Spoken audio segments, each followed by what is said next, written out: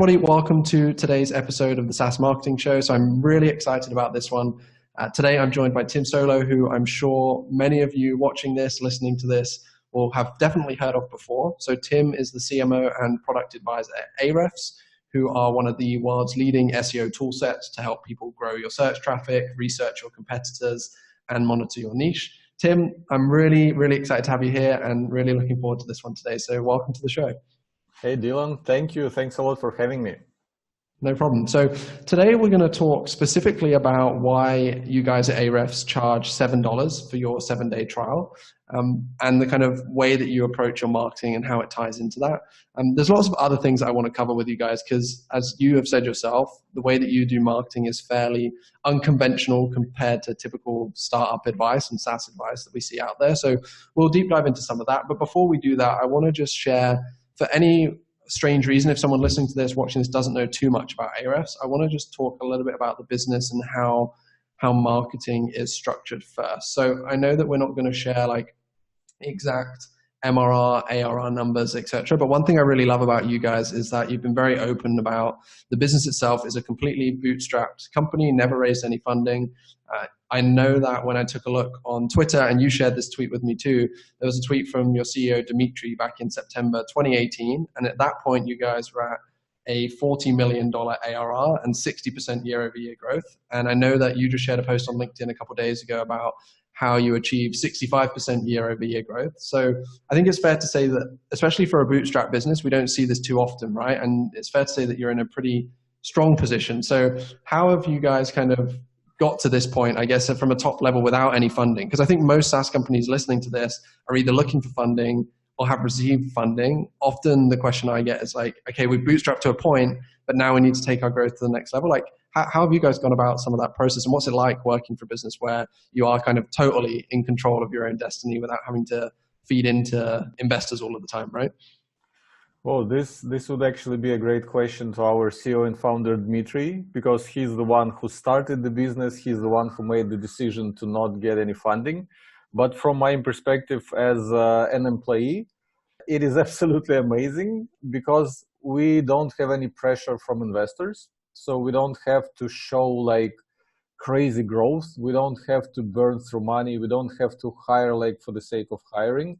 And this allows us to ignore, like you said, a lot of conventional startup advice because most of the time what I'm seeing, the reason why different startups and different companies, they track all sorts of startup related metrics is because they need to report them to the investors and they need to show how the company is growing, what exactly is growing, where they're putting their money, what kind of ROI they're getting. We don't need that. We just need to see our growth curve, like how much revenue we're adding like month to month and year over year. And if that looks healthy, sometimes actually Dmitri's philosophy is that we are not growing revenue at all costs. So we could be doing many more things in terms of marketing. We could be using a lot of kind of sleazy marketing tricks to kind of, so to say, trick people in. But we don't do this because we want to have a reputation of people who do like honest kind of marketing, who don't try to trick you in. And this is why we actually sacrifice a fair share of our revenue. For example, we don't even do retargeting because it is not aligned with our like philosophy. We don't want to stalk people online if they visited our website just once. We don't want to like irritate them with our ads. So we don't have retargeting pixel. And this is just one of the things that we are not doing because we can afford not to do this. Yeah, that's really interesting. And I interviewed a guy called Bill King who looks after acquisition at Drift. He was on the show.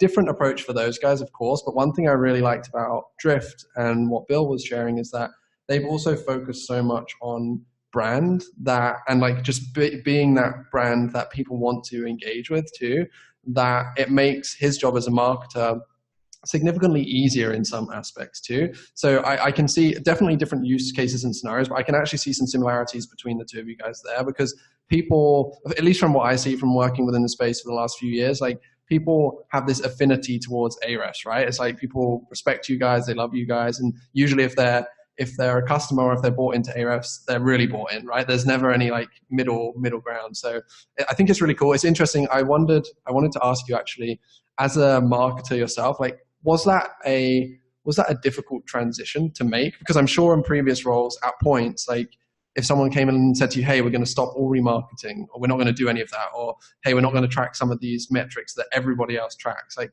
was that a difficult transition period for you at the beginning? And how did you kind of go about that? Or did it just make sense to you at the time as well? To be honest, I was kind of always like, all those limitations were coming our CEO and founder Dmitry. It was his decision not to use retargeting. It was his decision not to use like pop-ups, lead magnets, and many other like conventional things that are kind of effective, but that could put off quite a few people, and that could be considered like unethical. But some people, it's debatable. We won't go into this, but yeah, it was his decision. And from my end, as a person who was executing on the like with the tools that Dmitry was allowing me to use, it was actually easier, because the less tools you have at your disposal, the more focus you can put into existing tools, namely content marketing, producing great content on our blog, on YouTube. So we didn't have to obsess over analytics. We didn't have to set up like funnels, track them. We didn't have to do A/B tests. So this allowed us to have a smaller team, because we don't have to have like data analysts, email marketers, CRO specialists, and like many other roles. So we can have like a small lean marketing team, and we can focus on just a few things that work best. And yeah, I always actually enjoyed it when Dmitry would restrict some marketing strategy. He would disallow us to use it, because for me it just makes things easier. I can just keep focusing on stuff that works. Awesome. That's really cool. So one thing you touched on is that it allows you to have a fairly lean marketing team as well, and really do things at high quality rather than just doing lots of things for the sake of doing lots of things, right? Tell me a bit more about what your marketing team looks like at the moment. Yeah, sure. So the main driver of traffic to our website right now is our blog. I believe it is responsible for more than half of our search traffic. We have 3 like kind of full-time writers. So one of them, Josh, who is also the editor of the blog. So every article that we publish goes through him, and he's writing articles himself. Then we have another guy, SQ, and then we have Patrick. He's amazing technical SEO. So writing for blog is not his like primary job. He's also like product advisor, because he's like the most technical SEO I know. But yeah, he's also contributing to our blog a lot. And we have Mitchell. So totally, I'd say 4 people are working on the blog. So 4 people are writing amazing content for our blog. Then we have video team. This is Sam, who is actually recording, who is doing scripts, who is recording the actual videos. And then we have 1 editor, 1 animator, who help him to actually produce awesome quality videos. And then in our marketing team, we have 1 designer and 2 more people. One of them is working on like miscellaneous stuff. For example, if people reach out to us for partnerships or different questions, or like some things within the product, like hints, or like some onboarding tutorials needs to be fixed. And another lady who works with conferences and swag. That's pretty much the entire Oh no, sorry, I forgot.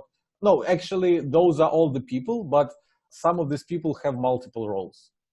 Got it. Awesome. Cool. Thank you for sharing that, because I always, like me personally, I find it interesting seeing how different SaaS companies at different stages have their teams set up. And I think everybody listening to this also finds that interesting. I like that you guys have leaned into video as well, because I've been watching like some of your YouTube videos recently, and they're really good, like high quality. And it's good to see other companies going down that route. Again, that was something that Drift mentioned on the podcast I had with them, is like the medium and the way that people are consuming content is changing in some aspects, and we want to kind of lean into that. So yeah, that's really cool. Thank you for sharing that.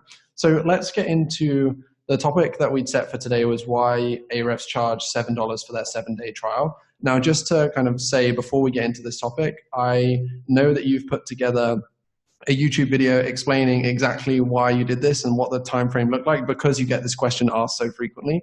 So anyone that's listening to this right now should at some point go and check that video out. I think if they just search for the SaaS marketing vlog. That's the name of your channel, right, on YouTube, or Ahrefs $7 7-day trial. I'm sure they'll find it. So to save you rerunning everything that you talked about in that video, like, we're going to try and focus on a couple of the top level things as to why you did it that people will be interested in. But then we'll go into kind of how this has impacted the way that you guys do marketing and talk a bit about your content strategy too. But to give a top level, so I know from watching the video that when you guys started with Ahrefs, like I think maybe even before you joined the business, basically someone could go into Ahrefs and not even need to create an account, not need to sign up, and essentially use a lot of the functionality within the platform, right? And you said in the video that that really helped you compete with some of those like big players that were already in the market and get people into the platform, get people using the suite of tools that you guys have. And then not long after you joined, you started to introduce a 14-day trial towards the end of 2015, where you were starting to do a 14-day trial, collecting credit card information at the beginning of that process too. And you said at that point in time, there were some things that happened in terms of like abuse of the trial, right? So tell me a little bit more about that. Like when you introduced that trial, what did that look like? What was happening?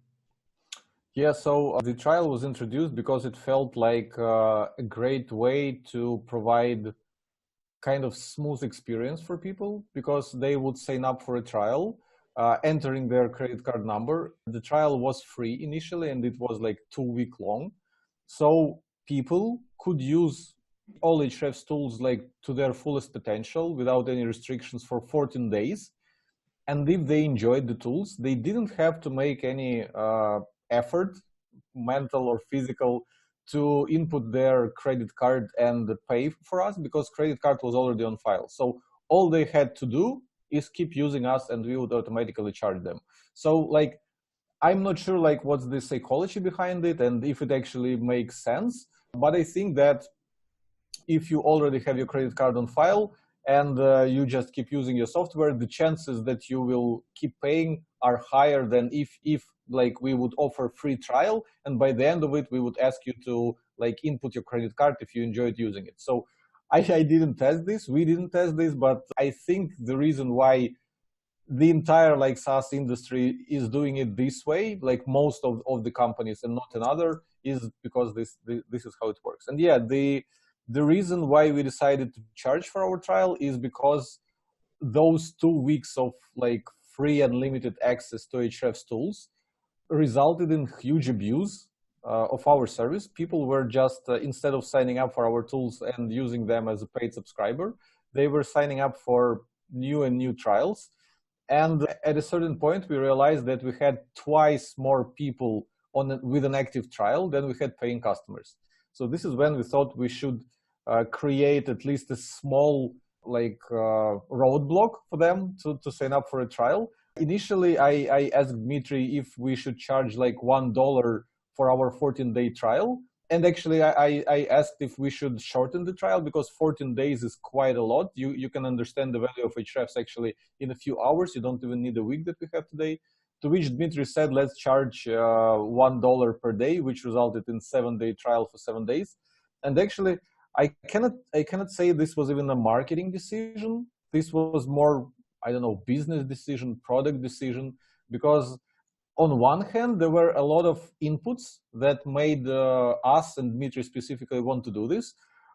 On another side, the 7-day, $7 price point was kind of random. So Dmitry was just following his gut feeling. Whatever like his experience was telling him was the right thing to do, and it worked. So like again, it wasn't like some fancy test where we would like test all sorts of variations. Let's charge like $1 for 14 weeks, $1 for 7 days, $7 for 7 days, $10 for 7 days. Dmitry just decided like $7 for 7 days sounds fun. Let's do this. And yeah, we didn't really test anything else, and it just worked. Sometimes, like it is one other thing about our philosophy. Sometimes instead of diving too deep into details and trying to obsess over like small things, you just need to do what feels right and continue doing some other things. Yeah, it's really cool that you say that as well, because I think a lot of people obsess over these details and then it stops them from trying something new, right? Because one thing I picked up from the video that you recorded about this is you said that you didn't have an exact way to track all of this, but the ARR kind of growth rate didn't really change, right? It remained fairly steady. And I think most people wouldn't try something so, although you made it sound very simple, like it's a fairly simple decision, to a lot of people, this is a drastic decision, right? And I think most people wouldn't try that because they'd be worried about the negative impact that it may have. So I would definitely recommend anyone watching this or listening to this goes and checks out that video, because you explain everything in depth there. What I do want to ask you is that taking that route, although $7 isn't exactly a huge financial commitment, it is still a commitment that somebody has to make in order to do a trial. And it's something that is still, even though you guys have been doing it for a while now, it's still kind of strange in terms of a SaaS buying process, right? There's not many other people that are doing this. So I would assume, as a marketer myself, that leads to you guys probably having to do more education and like warming people up on the front end to get them to be able to make that decision to buy into something from the very beginning. So I know that this is reflected in the fact that so much of your marketing is focused on content, but how do you guys approach content with that in mind? Like, how does that impact what you do? Because I know you put so much good quality stuff out there, whether it's video, whether it's things on the blog. And does that play a big part into why you guys go so in depth on your content and so heavy on your content? Like, how do you think about that when you're putting pieces together?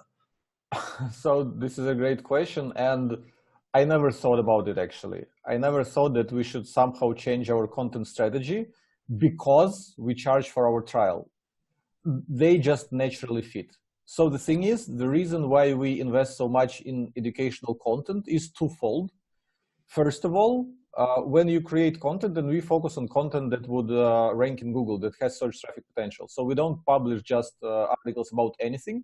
We publish articles about things that people are specifically searching for in the SEO space. So whatever question they have about SEO, we try to be there at the top of Google with our article. So this is the first thing. This is publishing content is our way to get traffic to our website, and within our articles, we promote Ahrefs. So this is the first thing. It is acquisition. Secondly, by creating content around all sorts of SEO-related topics and showing within our content how Ahrefs tools, features, and data help you solve your problems, achieve your goals, we are actually educating not only people who come to our website. So it's not just an acquisition play, it's also a retention play, because all our existing customers, they have to learn how to use Ahrefs to be successful. And if we teach them enough tips and tricks to apply in their business to improve their own SEO, they will stay and they will keep paying to us as a customer. So our content works both for acquisition and for retention.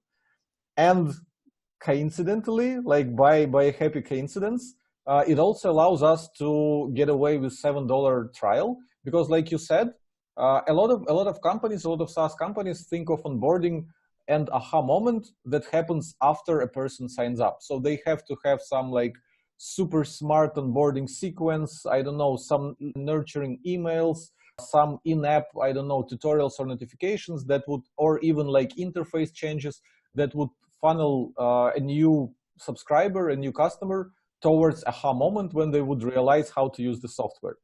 So for us at Ahrefs, because Ahrefs is a toolkit, we have 5 main tools and a bunch of smaller tools, and those tools have different use cases depending on which part of your SEO do you want to work at.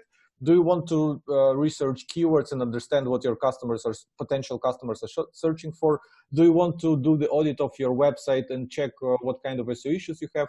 Blah, blah, blah. There's no single use case that would lead towards aha moment. So creating the kind of onboarding that would understand which problem a person came to solve and funneling them towards this problem and giving them this aha moment would require like some serious work. I think you could actually launch a dedicated SaaS product for having this kind of onboarding.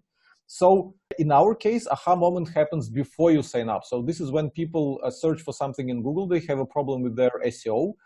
They search in Google, they find an article on Ahrefs blog, they read it, and they understand how to solve their SEO problem with the help of specific feature in Ahrefs. And then this is the aha moment, they understand what it does, and then they go and they understand what they're paying $7 for, because they just read an article of how they're going to get the bang for their buck. So that's it.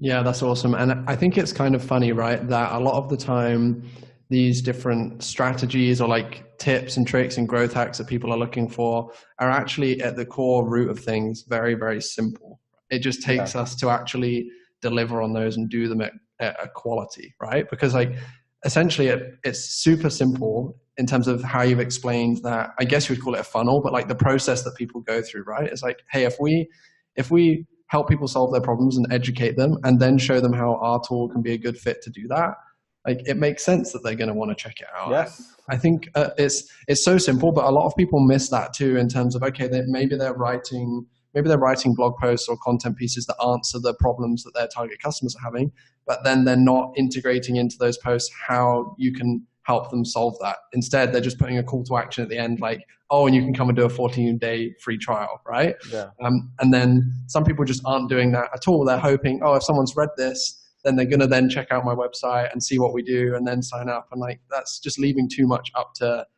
like other people to decide, right? So it makes total sense the way that you guys have things structured. And I think that's a tip actually that a lot of people listening to this can take away is to, even just from their content and their content strategy, is go and check out how you guys are doing things and how you not only answer those pain points, but show people how you can actually support them using your tool. Because I think a lot of people miss out on that for sure. And I think that's really good advice. So yeah, thank you for sharing that with me. I just have a couple other questions because I think you've been pretty clear as to, okay, what the strategy is, why this, like how this works for you guys. And I think most people listening to this are probably going to be sitting down thinking, oh, should we change our trial workflow or system, etc. And there's a big decision to take, of course, that will require some thought. But aside from that, like switching gears ever so slightly, what's one thing that you guys are doing marketing wise at the moment that is either working really well for you or that you're really enjoying? Like what's one thing that is super fun for you guys at the moment? Oh, this is a good question. Well, probably one thing that I'm enjoying personally is that because of the situation with the crisis and the pandemic, a lot of companies are offering a lot of help to their customers, to their industry, to their community. And one of the things we did is I have a course that I created within Ahrefs. It's called Blogging for Business, where I actually outlined everything I know about growing a blog and making your blog your customer acquisition channel, pretty much the things that we just were talking about. And I showed, like with the examples, how which strategies we use to grow Ahrefs blog. And that course was a paid one within Ahrefs. We charged $800 for it. But because of the pandemic, we decided it is a good chance to release it for free because people have to stay home. They have a lot of free time. They're not allowed to go anywhere. And so we released the course for free. And so far, we were running also some ads because since we released the course for free, why not like use this opportunity to advertise it? And the cost per click for those ads is super cheap because people enjoy when stuff is being released for free. And last time I checked, over 100,000 people started the first video of the course. Of course, after the first video, it drops. 2/3 of people just go away. Probably they get scared because of my accent or something. I don't know. But yeah, tens of thousands of people right now are going through the course, and almost every day I see tweets and new LinkedIn connections that are thanking me for great content. So yeah, this is something I'm enjoying a lot. And I'm going to update this course, like create, because it's 2 years old now, I'm going to create a more up-to-date version with a lot of new stuff that I've learned since the course was released. And yeah, I'm looking forward to relaunching it again, and probably will relaunch it for free before making it paid again. Because yeah, we're not in the business of selling info products. This is why we can afford to offer our like premium course for limited time for free and then close it for whoever wants to have permanent access to it. Awesome. That's really exciting and really like generous of you as well. So I'll make sure that I put in the show notes for this, the link to the page about the course, but also anyone that's listening or watching, they can just go ahead and check out. It's Blogging for Business, isn't it? That's what Blogging for Business, yes. Yeah, awesome. Okay, so just one more question before we wrap things up. I also want to ask you, what's one thing that you're, or like, what's the biggest challenge that you guys face within your marketing at Ahrefs? The biggest challenge for me personally right now is finding the next big efficient thing we could be doing. because our CEO and founder Dmitry has this restriction. He wants to build a company with a lean team. He wants to build like, $1 billion company with a lean team. So he doesn't want to grow the team past 50 people. So actually we are maybe at 52 right now, I don't remember, but he wants to stay in the ballpark of 50. So we can't hire too many people and expand our team. I don't know, like other companies are doing. Whenever they need to expand to Spanish, for example, they hire entire like Spanish marketing team. So yeah, we cannot do this, and this is why I'm challenged with. So we have blog that is going smoothly. We have like YouTube channel. I'm doing some podcast interviews as well. We are sponsoring some conferences, and I'm like thinking, what's the next thing that could work for us as efficient and effective as those other channels that we've nailed already. So this is the next challenge. I always find that an interesting question to ask to find out kind of what other people are working on. So Tim, thank you so much for coming on the show today. Thank you for sharing this like help and support with everybody. And I'll make sure that I put all of the notes to anything you mentioned in the show notes or the description underneath the show. Thank you. Thanks for having me.